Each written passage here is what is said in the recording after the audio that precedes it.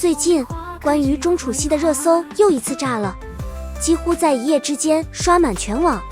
导火索正是10月23日那场 Vogue 时尚盛典。那晚的合影里，她穿着一袭1987年的 Nina Ricci 古董高定礼服，重达8斤，金光闪闪，站在刘亦菲右侧，而她右边是周冬雨、张小斐、马思纯，3位公认的3金影后。短短几十秒的合影画面却点燃了整个互联网，有人质疑她咖位不符，有人讽刺她手在谦让，脚在焊死，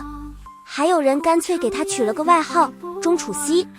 意思是像木桩一样处在 C 位。但这场网络审判真的公正吗？我们先说事实，现场视频显示钟楚曦确实做了几次引导手势，但没有明显移动，左侧的确空出了一点位置，可他没挪过去，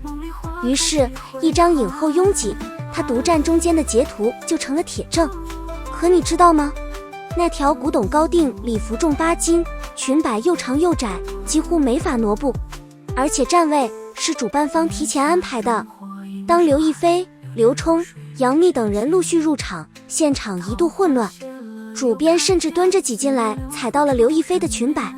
这一幕更多像一次控场失误，却被舆论单点放大成抢 C 风波，批评的声音迅速盖过了理性。没作品还想占 C 位，没咖位别往中间凑，评论区充斥着这类指责。可换个角度看，他真的没作品吗？从《芳华》里那个咬着西红柿的萧穗子，到《好东西》里小叶的隐忍觉醒，再到如果奔跑是我的人生中那个截肢舞者程安心，钟楚曦的角色从不重复，她在文艺片、商业片、主旋律剧之间切换自如。芳华拿下14亿票房，好东西入围金鸡奖，奔跑的人生更拿下央视年度影响力女演员。这样的履历不能算空白，她只是没有3金影后的头衔，可在时尚圈她却早已是品牌宠。Tiffany 大使， LV 合作伙伴，杂志封面常客，他有演技也有野心。而这场风波的真正矛盾就在于，影视圈按奖项排位，时尚圈按视觉价值排位，而公众却想用同一把尺子来审判。更深层的问题是性别，为什么当男艺人抢番位，网友说他有野心，而当女艺人多站半步就成了没眼力见？网友调侃钟楚曦左边影后，右边顶流，自己像个自信的卡拉米。可是你看，当一个女人的自信成了罪状，我们是不是也该反思？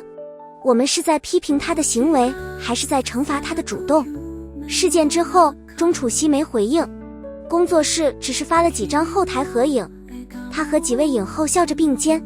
试图淡化矛盾。10月25日出席活动时，她的眼睛被拍到有些红肿，被猜哭过。可无论真假，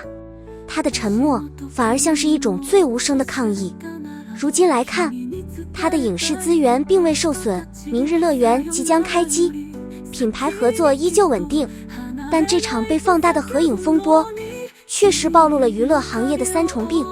对咖位的执念，对女性野心的恐惧，以及对事实复杂性的漠视。有网友评论得很中肯，抢个站位以为她夺了谁的皇位？是啊，如果一个女演员的全部努力最终都被一句处在 C 位定义，那我们维护的不是公平，而是偏见。所以这场对钟楚曦的网络审判该停止了。她可以不是影后，但她有作品，有表达，有野心。而在这个行业里，一个有野心的女人本该被允许发光，